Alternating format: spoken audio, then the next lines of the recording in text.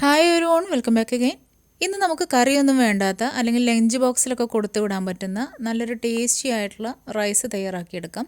Tomato റൈസാണ് തയ്യാറാക്കുന്നത്. ഇത് നമുക്ക് ബസ്മതി റൈസ് വെച്ചും പൊന്നി റൈസ് വെച്ചിട്ടും തയ്യാറാക്കാവുന്നതാണ്. ഞാനിപ്പോൾ ഇവിടെ പൊന്നി റൈസാണ് എടുത്തിട്ടുള്ളത്. ഒരു അര കപ്പ് എടുത്തിട്ടുണ്ട്. അതൊന്ന് ഊറ്റിയെടുത്തിട്ടുണ്ട്, വേവിച്ച് ഒന്ന് പാകത്തിന് വേവാക്കിയിട്ട് ഒന്ന് ഊറ്റിയെടുത്തിട്ടുണ്ട് കേട്ടോ. ഇനി അടികട്ടിയുള്ള ഒരു പാനിലേക്ക് അല്പം ഓയിൽ ഒഴിച്ചു കൊടുത്ത് കടുകിട്ട് പൊട്ടിത്തുടങ്ങുന്ന സമയത്ത് ഇതിലേക്ക് നമുക്കൊരു 1/4 ടീസ്പൂൺ ഉഴുന്നിട്ട് കൊടുക്കാം. പിന്നെ അല്പം പൊട്ടുകടല ഇട്ട് കൊടുക്കുന്നുണ്ട്. അത് നിങ്ങൾക്ക് ഒരു 1/2 ടേബിൾ സ്പൂൺ വരെ ചേർത്ത് കൊടുക്കാം. അതുപോലെ തന്നെ കടലപ്പരിപ്പ്, അതും ഒരു 1/2 ടേബിൾ സ്പൂൺ ഇട്ട് കൊടുത്തിട്ടുണ്ട്.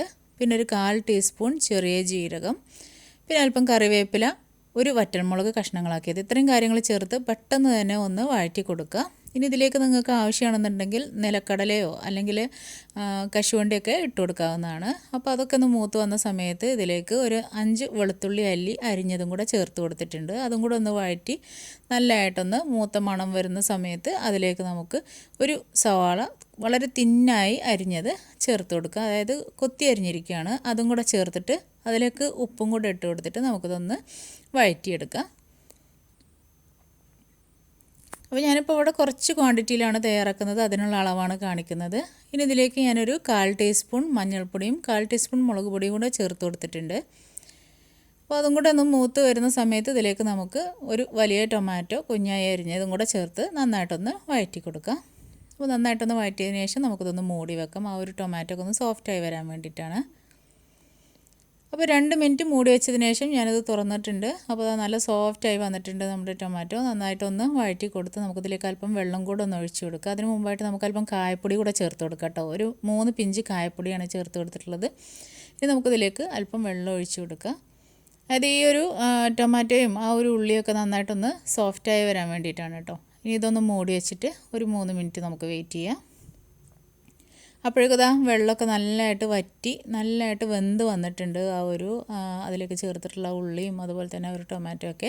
ഇനി ഇതിലേക്ക് നമുക്ക് കുക്ക് ചെയ്തെടുത്തിട്ടുള്ള ആ ഒരു പൊന്നി റൈസ് ഇതിലേക്ക് ചേർത്ത് കൊടുക്കുക. റൈസ് ഇതിലേക്ക് ചേർത്ത് കൊടുത്തു കഴിഞ്ഞാൽ നമ്മളൊരു മരത്തവി ഉപയോഗിച്ചിട്ട് വേണം ഇത് മിക്സാക്കാൻ വേണ്ടിയിട്ട്. നമ്മൾ സ്റ്റീലിൻ്റെ തവിയൊക്കെ ഉപയോഗിച്ചിട്ട് മിക്സാക്കി കഴിഞ്ഞാൽ ആ ഒരു റൈസൊക്കെ കൂടെ നന്നായിട്ട് പൊട്ടി കുഴഞ്ഞു പോവും. അപ്പോൾ അത് കുഴഞ്ഞു പോവാത്ത പരുവത്തിൽ വേണം നമ്മൾ ഈ ഒരു മരത്തവി വെച്ചിട്ട് മിക്സാക്കി കൊടുക്കാൻ വേണ്ടിയിട്ട്. അപ്പോൾ നന്നായിട്ട് മിക്സ് ചെയ്തെടുത്തിട്ടുണ്ട്. ഈ സമയത്ത് വേണമെന്നുണ്ടെങ്കിൽ നിങ്ങൾക്ക് അല്പം നെയ്യ് ചേർത്ത് കൊടുക്കാവുന്നതാണ് കേട്ടോ. അല്പം മല്ലിയിലൂടെ ഞാൻ ചേർത്ത് കൊടുത്തിട്ടുണ്ട്. ഒന്നും കൂടെ മിക്സ് ആക്കിയതിന് ശേഷം ഞാനിത് ലഞ്ച് ബോക്സിലേക്ക് ആക്കുവാണ്. അപ്പോൾ നമുക്ക് ഓഫീസിലേക്ക് കൊടുത്തു വിടാൻ വേണ്ടിയിട്ട് അല്ലെങ്കിൽ സ്കൂളിലൊക്കെ പോകുന്ന കുട്ടികളൊക്കെ സ്കൂളിൽ പോകാൻ തുടങ്ങിയിട്ടുണ്ടെങ്കിൽ അങ്ങനെയുള്ളവർക്കൊക്കെ ആക്കി കൊടുക്കാൻ വേണ്ടിയിട്ടൊക്കെ നല്ലൊരു റെസിപ്പിയാണ്. നമുക്കിതിൻ്റെ കൂടെ ഒരു അച്ചാറോ അല്ലെങ്കിൽ തൈരോ മാത്രം ഉണ്ടായിരുന്നാൽ മതി. നല്ല ടേസ്റ്റി ആയിട്ടുള്ള റൈസാണ്. അപ്പോൾ തീർച്ചയായിട്ടും ഒന്ന് ട്രൈ ചെയ്ത് നോക്കാൻ മറക്കരുത്. ഫീഡ്ബാക്ക് അറിയിക്കുക. വീണ്ടും നെക്സ്റ്റ് വീഡിയോയിൽ കാണാം ഇൻഷാ അല്ലാഹ്. Thank you.